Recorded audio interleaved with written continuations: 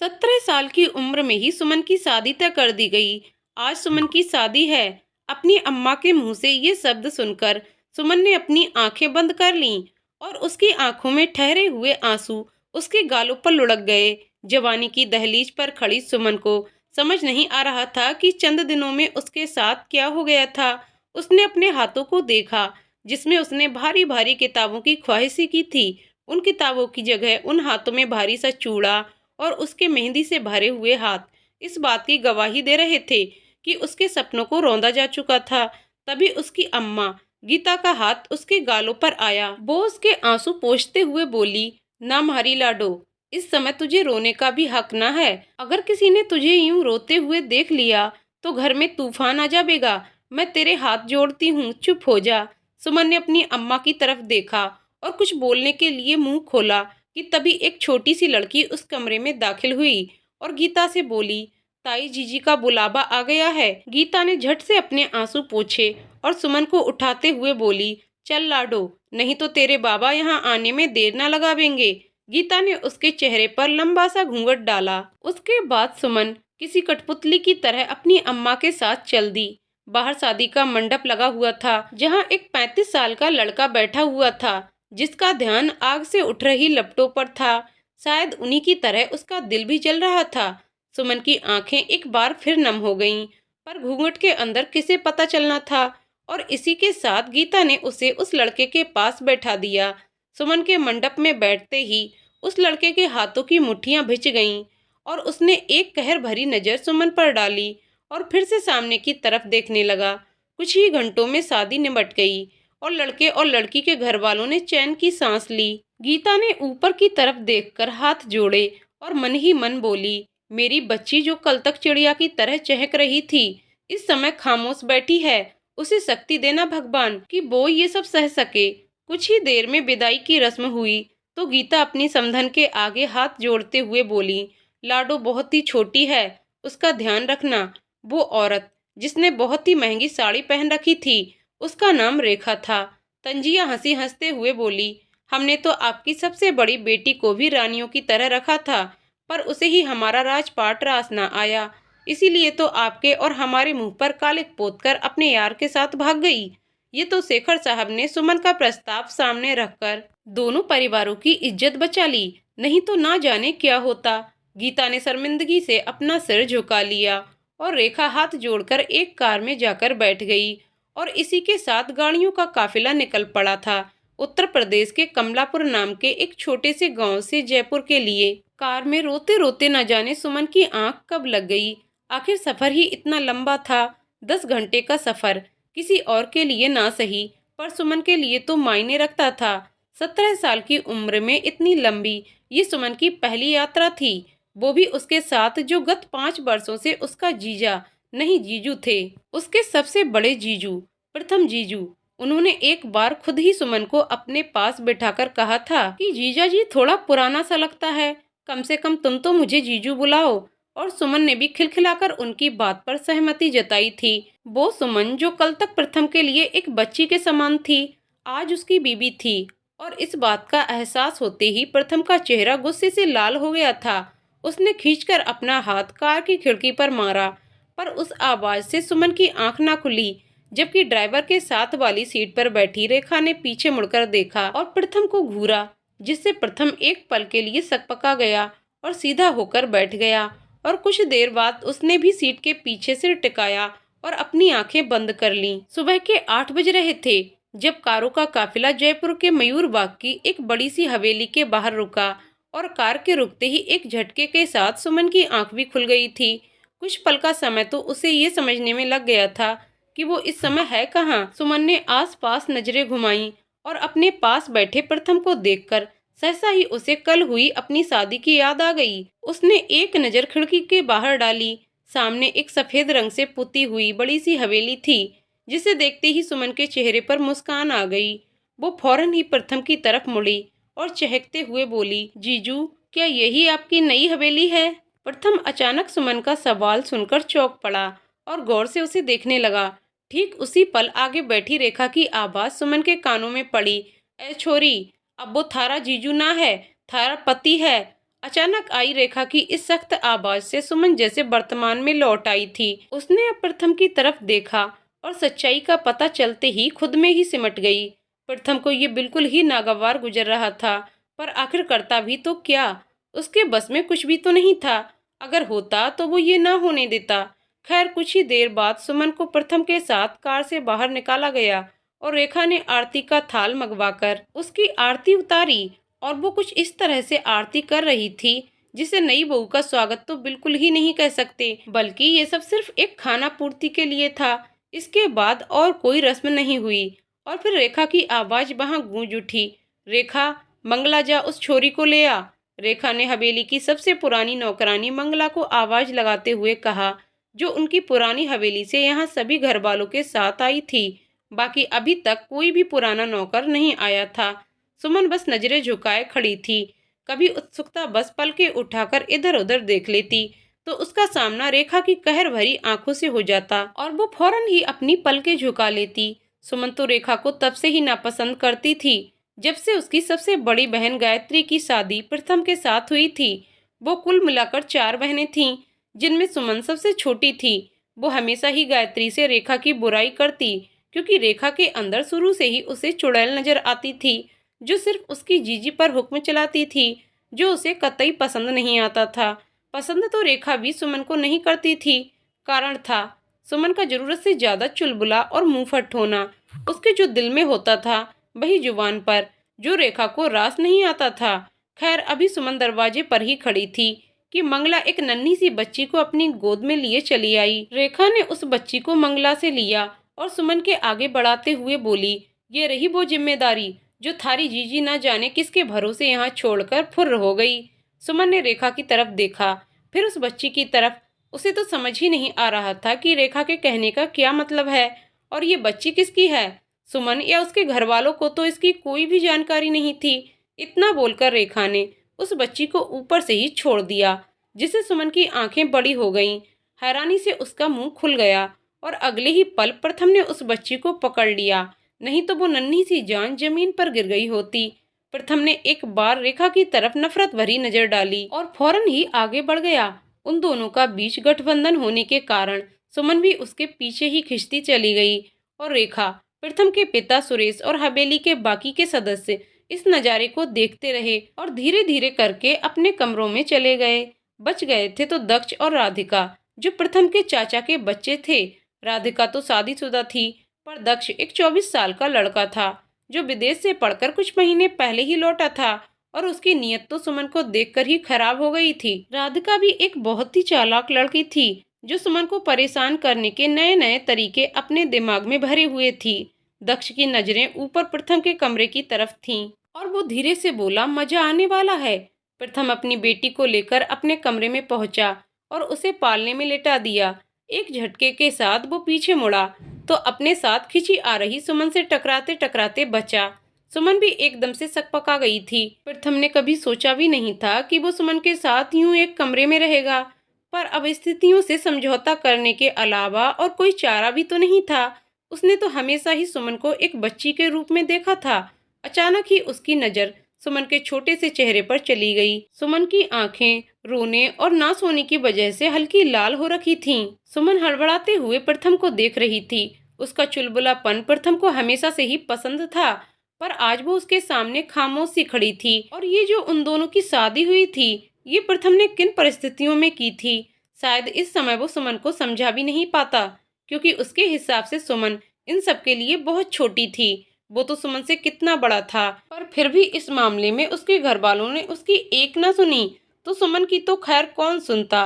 प्रथम ने अपना हाथ बढ़ाया और उन दोनों का गठबंधन खोल दिया। सुमन ने एक बार प्रथम को देखा और फिर पालने में लेटी उस बच्ची को। प्रथम जानता था कि इस रिश्ते से जब उसे खुद को इतनी घबराहट हो रही है तो सुमन पर क्या बीत रही होगी। वो खुद को सहज करने के इरादे से धीरे से बोला, दुनिया के सामने हमारा रिश्ता बेशक बदल गया है, पर हमारे बीच कुछ नहीं बदला है। तुम मेरे सामने वैसे ही रह सकती हो जैसे पहले रहा करती थीं। अपनी बात कहकर प्रथम ने सुमन की तरफ देखा, जिसके चेहरे पर हल्की मुस्कान उभर आई थी। उसे सहज देखकर वो भी शांत सा हो गया। अगले ही पल सुमन ने पालने की तरफ देखा और फिर प्रथम की तरफ। प्रथम उसकी आंखों के इशारे से उसका सवाल समझ गया था। प्रथम, इसका नाम पलक है, गायत्री ने ही इसका नाम रखा था। सुमन हैरानी से प्रथम की तरफ देखते हुए बोली, पर जीजी ने तो इस बारे में हम लोगों को कुछ नहीं बताया था। अब प्रथम सुमन से नजरें चुराता हुआ इधर उधर देखने लगा और सुमन अब दोबारा बोली, अच्छा अब मैं समझी, जरूर उस चुड़ैल ने मना किया होगा। सुमन की बात सुनकर प्रथम चौंक कर बोला, कौन चुड़ैल? सुमन ने एकदम से अपनी जीभ निकाली और हड़बड़ाते हुए बात बदलकर बोली, ये कितनी प्यारी है जीजू, कम से कम आपको तो बताना चाहिए था। प्रथम ने उसकी बात सुनकर कुछ बोलने के लिए मुंह खोला ही था कि तभी दरवाजे पर दस्तक हुई।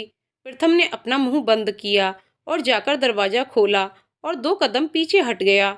रेखा धीरे से अंदर आई और बोली, कुछ ही देर में नाश्ता तैयार हो जाएगा, तुम दोनों भी नीचे आ जाना। प्रथम ने गर्दन हिलाई तो उन्होंने सुमन की तरफ रुख कर लिया और बोली, ए छोरी, थारी उस भगोड़ी जीजी की बेटी है, अब तू इसकी माँ है तो ये थारे ऊपर है कि इसका क्या करना है। सुमन को रेखा की ये बात समझ में नहीं आई तो उसने प्रथम की तरफ देखा जो सिर झुकाए खड़ा था। रेखा उसकी नजरों का पीछा करते हुए बोली, इस छोरी से हमें कोई मतलब ना है, जैसे तू यहाँ आई है वैसे इसे भी 16 साल की होते ही यहाँ से रवाना कर दूंगी। मतलब है तो तुझसे, क्योंकि जो थारी जीजी इन 5 सालों में ना कर पाई वो अब तुझे करना है। सुमन ने नासमझी के भाव से रेखा को देखा तो वो इतराते हुए बोली, थारे पास सिर्फ 1 साल का समय है, हमें इस घर का चिराग चाहिए और ध्यान रहे कि छोरा चाहिए, छोरी ना। इतना बोलकर रेखा उस कमरे से बाहर चली गई और प्रथम के सामने सुमन इस तरह की बात सुनकर शर्म से गड़ गई। प्रथम को भी अजीब सा एहसास हो रहा था, इसलिए वो झिझकते हुए अलमारी तक आया और अपने कपड़े लेकर बाथरूम में जाता हुआ बोला, मैं नहाकर आधे घंटे में आऊंगा, तुम भी कपड़े बदल लो। प्रथम के बाथरूम में जाते ही सुमन ने एक लंबी सांस ली और बेड पर बैठ गई। रो रो कर आंखों में दर्द हो गया था और अपनी शादी के बारे में सोचते हुए उसने बेड के सिरहाने सिर टिका लिया। करीब आधे घंटे बाद जब प्रथम नहाकर बाहर आया तो उसने बेड के सिरहाने से टिककर सोई हुई सुमन को देखा।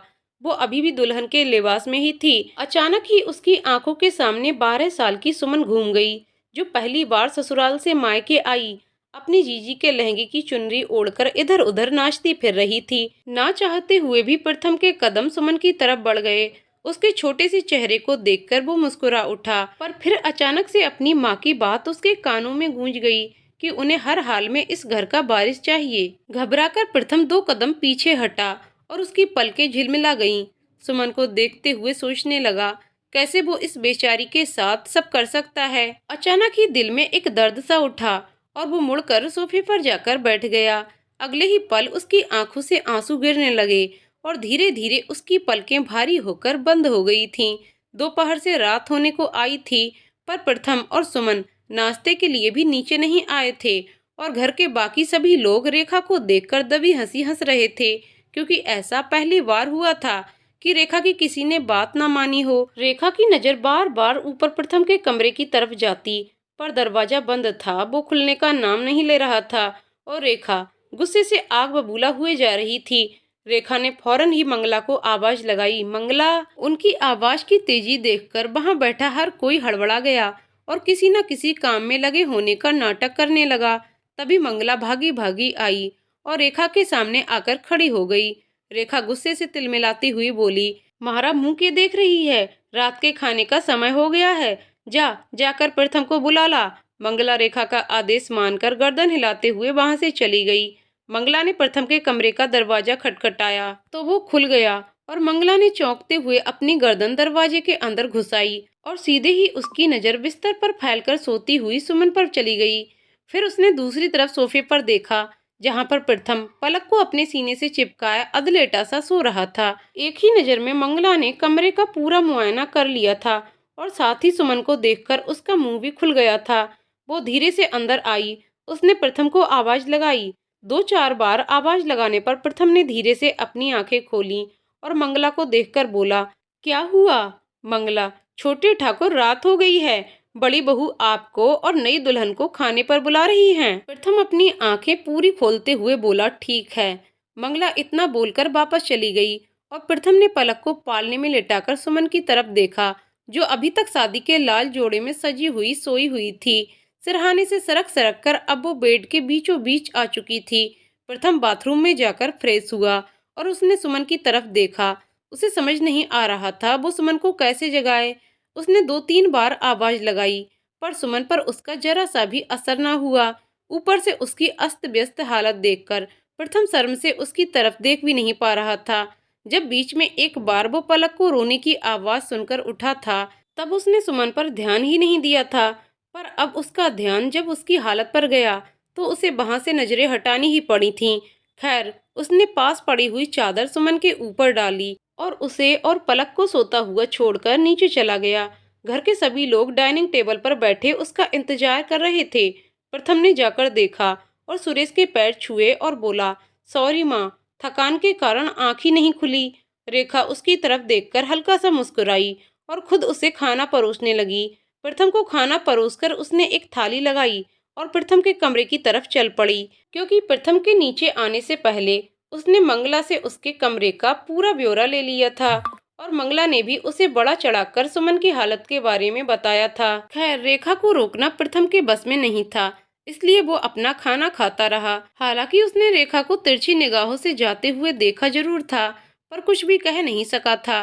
रेखा प्रथम के कमरे के अंदर आई और सीधा ही सुमन की तरफ बढ़ गई, जो इस समय गधे घोड़े बेचकर सोई हुई थी। रेखा ने खाना एक तरफ रखा और चादर हटाकर उसकी हालत देखी, क्योंकि मंगला ने उसे बताया था कि चादर बेड के एक कोने में पड़ी थी। उसका लहंगा उसके घुटनों तक पहुंचा हुआ था और ब्लाउज की डोरी भी खुली हुई थी। एक कंधे से ब्लाउज थोड़ा सा नीचे सरका हुआ था और चुनरी बेड के नीचे गिरी हुई थी। वो अपने बेटे को अच्छी तरह से जानती थी। वो उसका काम तो बिल्कुल नहीं था। हाँ, पर इस समय सुमन के इस बेपरवाह से अंदाज के कारण उसे गुस्सा होना चाहिए था, पर उसके उलट वो खुश थी। सुमन को उठाने के लिए उन्होंने उसे कोई आवाज नहीं लगाई, बल्कि पास की टेबल पर रखे पानी के जग को एकदम से उसके ऊपर उड़ेल दिया और अगले ही पल सुमन हड़बड़ाते हुए उठकर बेड पर बैठ गई।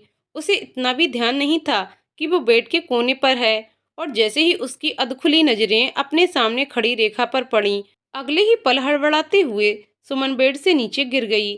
और वो सिर्फ इतने पर ही नहीं रुकी, गिरते ही फौरन उठकर खड़ी हो गई, क्योंकि गिरने से दर्द से ज्यादा उसे सामने खड़ी सास रूपी चुड़ैल से मार पड़ने का डर था। रेखा ने उसकी नजरों में अपना डर देखा था, तो उसके पास आई और उसके सर पर हाथ फेर कर बोली, बिल्कुल इसी तरह रिझाना है तुझे अपने पति को। सुमन रेखा की बात समझने की कोशिश करती रही और अगले ही पल रेखा की आवाज उसके कानों में पड़ी, और जल्दी से मुझे मारा पोता देना है, समझी के ना। अगले दिन सुबह जब सुमन की आंख खुली तो कमरे में हल्का अंधेरा हो रहा था। सुबह शायद होने को ही थी। कल पूरे दिन सोने की वजह से उसे रात को खाना खाने के बाद नींद नहीं आ रही थी, इसलिए वो बस रेखा की बातों के बारे में ही सोचे जा रही थी। रेखा ने उसे कपड़े बदलकर खाना खाने के लिए बोला और खाते समय ना जाने कितनी हिदायतें दे डाली। यही सब सोचते सोचते न जाने कब उसकी आंख लग गई थी। सुमन ने अपने मुंह पर हाथ फिराया और उसकी नजर सोफे पर बैठे प्रथम की तरफ चली गई, जो पलक को अपनी गोद में लिए नींद के आगोश में था। कल रात को वो पलक को लेकर कमरे के बाहर चला गया था और न जाने कौन से पहर से वापस आया था। सुमन बेड से उतरने लगी तो उसकी भारी पाजेब शोर करने लगी। इसकी वजह से प्रथम हल्का सा हिला। सुमन ने फौरन ही अपनी पाजेब निकालकर एक तरफ रखी और प्रथम की तरफ बढ़ गई। उसने एक बार प्रथम को देखा और धीरे से बोली, जीजू आप बिस्तर पर सो जाइए। यही एक लाइन वो कल रात से प्रथम के सामने रटे जा रही थी, जिससे परेशान होकर प्रथम पलक को लेकर बाहर चला गया था। अब ये रेखा की बातों का असर था या सुमन उनके डर से ऐसा बोल रही थी, ये तो सुमन ही जाने। पर प्रथम जरूर उसकी इस हरकत से गुस्सा हो गया था और उसने कमरे से बाहर जाना ही सही समझा। सुमन ने प्रथम की आंख न खुलते देख दोबारा से अपनी बात दोहराई। उसकी बात सुनकर प्रथम तो नहीं जागा, पर उसकी गोद में सो रही पलक ने रोना शुरू कर दिया। सुमन ने हल्का सा मुस्कुराकर उसे देखा और फौरन ही उसे गोद में ले लिया और उससे बोली, अरे गुड़िया, रोने क्यों लगी? अब गुड़िया अपनी मासी के साथ खेलेगी। सुमन बोलते हुए पलक को लेकर मुड़ गई और बेड की तरफ चली गई। उसके मुड़ते ही प्रथम ने अपनी आंखें खोली और एक गहरी सांस ली। सुमन ने पलक को बिस्तर पर लिटाया और उससे बातें करने लगी, और प्रथम ने कुछ और पल के लिए अपनी आंखें बंद कर लीं। वो सो नहीं रहा था, बस कुछ पल का सुकून चाहता था। जो उसे मिलता नहीं दिख रहा था, क्योंकि सुमन लगातार पलक से कुछ न कुछ बोल रही थी और पलक भी आखिरकार उसकी बातें सुनकर शांत हो गई थी। प्रथम सुमन के चुलबुलेपन से अच्छी तरह वाकिफ था। 3-4 दिनों से खामोश थी, इसलिए कसर निकाल रही थी, ऐसा प्रथम ने सोचा और एक बार अपनी आंखें खोलकर उन दोनों को देखकर दोबारा आंखें बंद कर लीं। काफी देर बाद जब सुमन की आवाज आनी बंद हो गई, तब प्रथम ने अपनी आंखें खोलकर उसे देखा। वो दोबारा सो चुकी थी। प्रथम ने गर्दन हिलाई और उठकर दोनों के पास आ गया। सुमन तो सो गई थी, पर 3 महीने की पलक उसके पास लेटी कुछ आवाज निकालती हुई अपने हाथ पैर चला रही थी। प्रथम ने उसे गोद में लिया तो उसे महसूस हुआ कि पलक ने अपने कपड़े गंदे कर रखे थे। उसने एक बार सोती हुई सुमन को देखा और नामे गर्दन हिलाकर पलक को बाथरूम में ले गया। कुछ देर बाद सब लोग नाश्ते की टेबल पर इकट्ठा थे। सुमन को बहुत तेज भूख लगी थी। वो आकर प्रथम के पास खड़ी हो गई। प्रथम ने उसे बैठने का इशारा किया तो वो मुस्कुराकर फौरन ही बैठ गई। तभी उसके कानों में रेखा की तेज आवाज गूंजी, इस घर की औरतें मर्दों के खाने के बाद ही खाना खावे हैं। इतना सुनना था कि सुमन ने प्रथम की तरफ देखा और धीरे से खड़ी हो गई। रेखा सुमन से बोली, जाने कौन से देश से आई है, पता ना है कि आदमी के खाए बिना लुगाई के हलक से एक निवाला तक ना उतरे है। सुमन ने कुछ नहीं कहा, पर प्रथम ने हल्की सी नजर उस पर डाली तो उसे महसूस हुआ कि वो डर के मारे कांप रही थी। रेखा उसके पास आई और उसका हाथ पकड़कर एक तरफ को करते हुए बोली, अब खड़ी क्या है, चल जल्दी से अपने पति को खाना परोस दे। पति का नाम सुनकर सुमन एक बार फिर से उलझ गई। अचानक ही उसे प्रथम का ध्यान आया और उसने प्रथम की तरफ देखा और बोली, पर जीजू की थाली तो भरी हुई है। अगले ही पल रेखा उस पर दांत पीसते हुए दहाड़ते हुए बोली, वो थारा जीजू ना है। उनकी तेज आवाज सुनकर वहां हर कोई कांप गया और सुमन तो डर के मारे रोने लगी। तो रेखा ने उसे डांटते हुए कहा, मैंने कल रात को तुझे इतना समझाया था, पर लागे है एक बात ना घुसी थारे भेजे में। सुमन घबराते हुए भरे गले से बोली, ना ना नहीं चू, मेरा मतलब माँ, मैंने कल रात को जीजू, वो थारा जीजू ना है। रेखा की गुस्से से भभकती हुई आवाज दोबारा सबको सुनाई दी तो सुमन के आंसू और तेजी से बहने लगे और वो बोली, आपके कहे अनुसार मैंने कल रात को मेरा मतलब इनको बोला था कि मेरे साथ बिस्तर पर सो जाएं, पर इन्होंने मेरी बात ना सुनी और गुड़िया को लेकर चले गए। उसकी बात सुनकर प्रथम ने अपने मुंह पर हाथ रख लिया और सबके होठों पर हल्की सी मुस्कान आ गई। रेखा का गुस्सा भी कम होता नजर आया तो सुमन दोबारा बोली, आप उनको खुद ही बोल दो ये मेरे साथ बिस्तर। इतने में प्रथम ने अपनी थाली सरकाई और खड़ा होकर सुमन पर चिल्लाया, बस करो। उसकी तेज आवाज सुनकर सुमन फिर से कांप गई और प्रथम वहां से अपने कमरे में चला गया और रेखा सुमन की तरफ देखते हुए रसोई में चली गई। 2-4 दिन ऐसे ही बीत गए थे। प्रथम ज्यादातर घर पर ही रहता था क्योंकि उसे पलक को संभालना पड़ता था। इतने दिनों में सुमन को ये तो पता चल गया था कि जब से गायत्री इस घर को छोड़कर गई थी, प्रथम घर से ही अपना काम करता रहा था। इसलिए जब पलक सो जाती तो वह स्टडी रूम में चला जाता था और अपना जरूरी काम निपटा लेता था। प्रथम जब पलक की देखरेख करता था तब सुमन अच्छे से समझने की कोशिश करती थी। ये रेखा की सीख में तो शामिल नहीं था, हाँ, पर सुमन को एक जिम्मेदारी का एहसास जरूर हो रहा था क्योंकि इन 2-4 दिनों में उसने प्रथम को कई बार फोन पर कहते हुए सुना था कि वो पिछले 3 महीनों से ऑफिस नहीं गया है, इसलिए बहुत सारा काम अटका पड़ा है। सुमन चाहती थी कि कम से कम वो पलक को तो संभाल ही ले ताकि प्रथम अपना काम कर पाए। और एक ही कमरे में रहते रहते पलक को भी उसकी उपस्थिति का आभास होने लगा था, इसलिए सुमन जब भी पलक की तरफ देखती वो खिलखिला देती। रेखा की उल्टी सीधी ट्रेनिंग ऐसे ही जारी थी, पर अब सुमन उनकी बातों को अमल में नहीं लाती थी। उस दिन प्रथम के गुस्से को देखकर वो डर गई थी और तब से प्रथम उससे बात भी नहीं कर रहा था। ना ही उसने सुमन को डांटा था और ना ही कुछ कहा था। उसकी ये चुप्पी कई बार सुमन की आंखों में नमी ले आई थी, पर वो अपने दिल का हाल कहे भी तो किससे।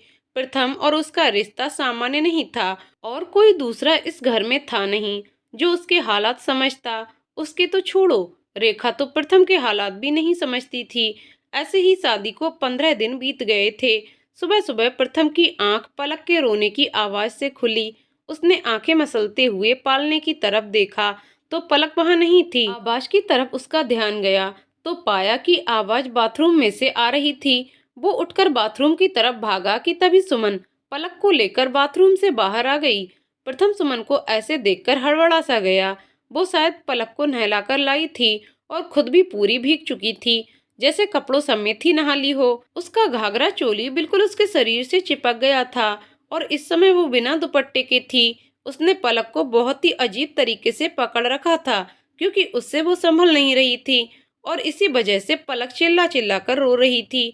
प्रथम को देखकर उसने फौरन ही अपने दांत दिखाने शुरू कर दिए और बोली, मैं गुड़िया को नहला लाई। प्रथम उसकी तरफ देखना नहीं चाहता था, पर फिर भी उसकी एक गुस्से भरी नजर सुमन पर पड़ ही गई और उसने फौरन पलक को उससे छीन लिया।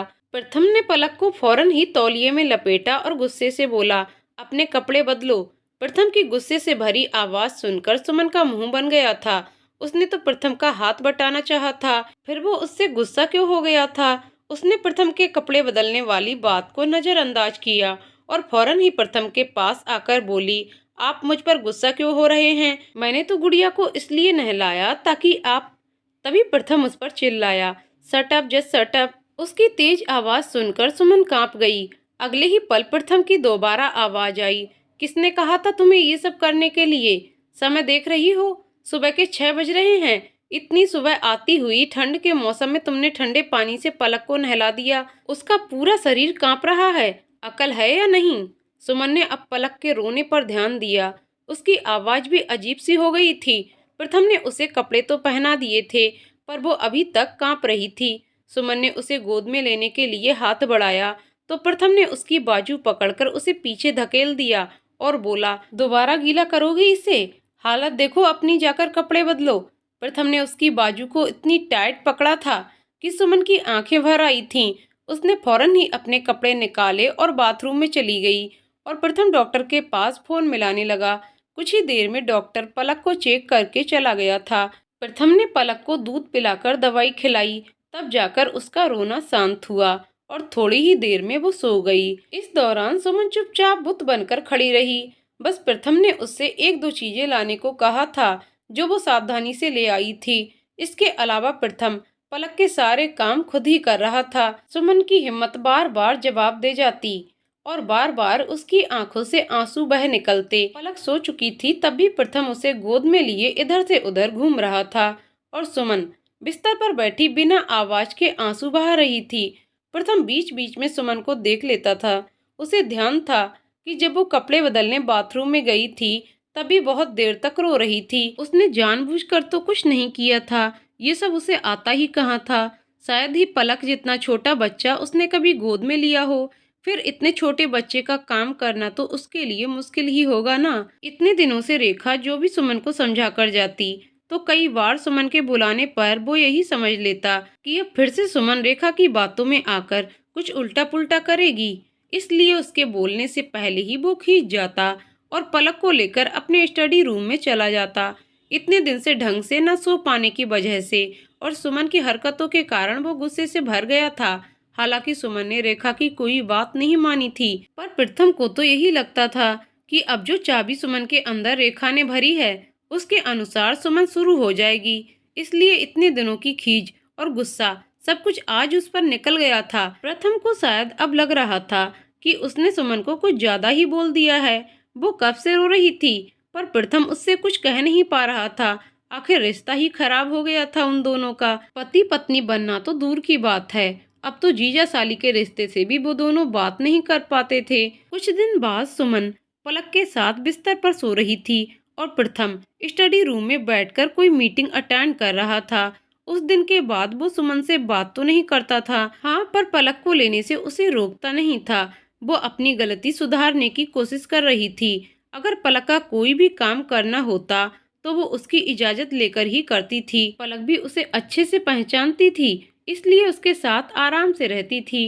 इन दिनों उसकी हरकतें बढ़ती ही जा रही थीं, जो सुमन की मुस्कान में इजाफा कर देती थीं। अब एक पलक ही थी जिसके सामने सुमन अपना चुलबुलापन दिखा पाती थी, नहीं तो प्रथम के आते ही वो सावधान हो जाती थी। स्टडी रूम में काफी देर तक प्रथम को सुमन की चहकती हुई आवाज आती रही थी और आवाज आनी बंद हुई तो उसने कमरे में झांक कर देखा था। पलक और सुमन दोनों ही सो चुकी थीं।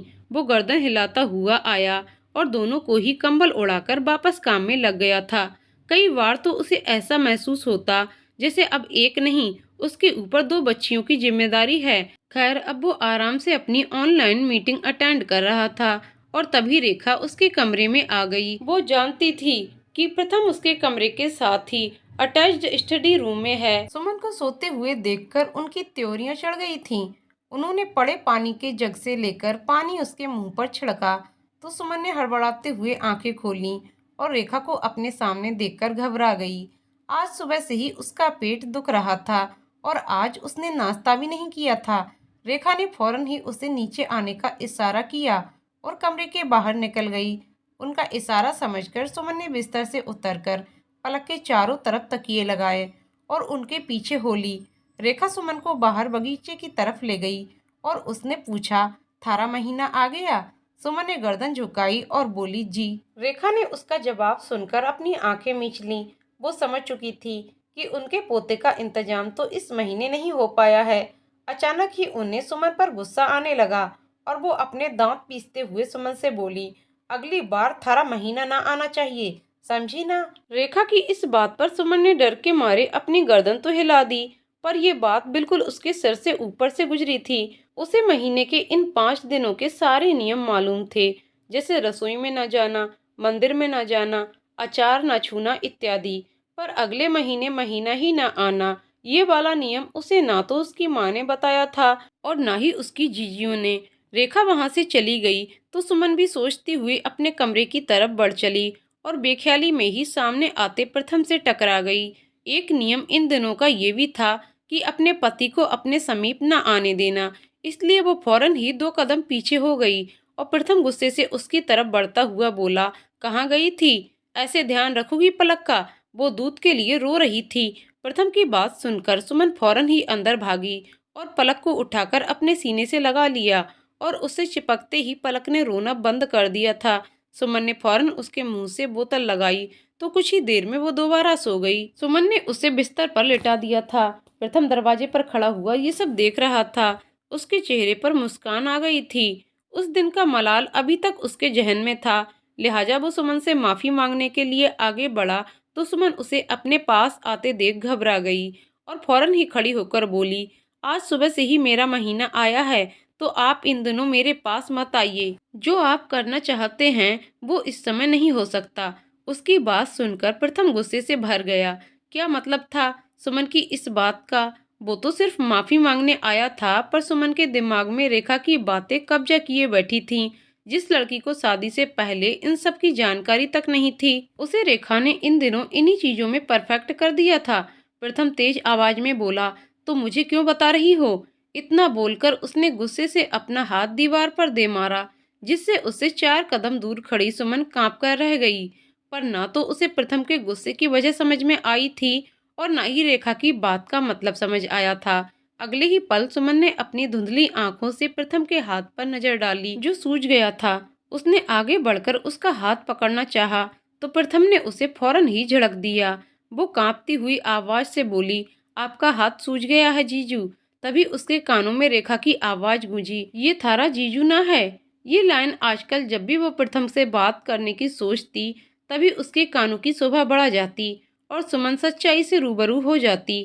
प्रथम ने उसकी तरफ गहरी नजरों से देखा तो वो डबडबाई आंखों से उसे देखती हुई बोली, मैं आपके लिए दवाई लाती हूँ। वो कुछ ही पलों में दवाई लेकर हाजिर हुई और प्रथम को सोफे पर बिठाकर उसके हाथ पर दवाई लगाने लगी, जो अभी कुछ ही पल पहले उसे अपने पास आने से मना कर रही थी। वो अब उसके पास बैठी उसकी तकलीफ से उलझी हुई थी। इस समय प्रथम उसे गहरी नजरों से देख रहा था। उसकी तकलीफ जानने की कोशिश गायत्री ने भी कभी नहीं की थी और ये लड़की सबसे बेखबर थी और खुद इतने दर्द में होकर भी उसका दर्द कम करने में लगी थी।